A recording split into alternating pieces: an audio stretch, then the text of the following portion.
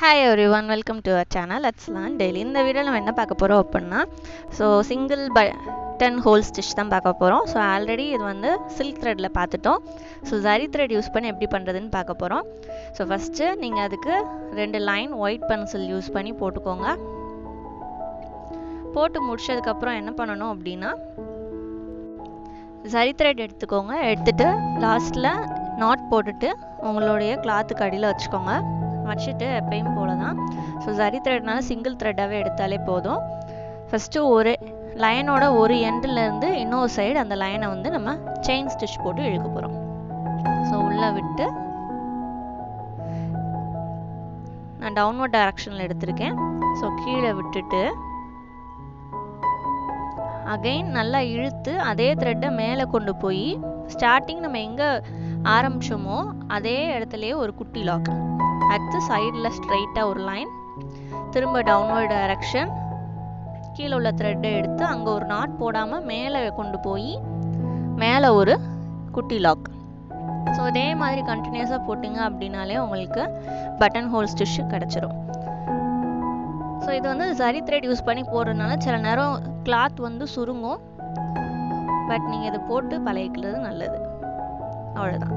இதே மாதிரி மேலேருந்து கீழேருந்து அகைன் ஸ்டார்ட் பண்ண இடத்துலேயே போயிட்டு ஒரு குட்டி லாக், அடுத்த சைடில் போகணும், திரும்ப அகைன் டவுன்வர்ட் டைரக்ஷன், வந்ததும் திரும்ப அப்வர்ட் டைரக்ஷனில் போய் ஒரு குட்டி லாக். இதே மாதிரி கண்டினியூஸாக பண்ணணும்.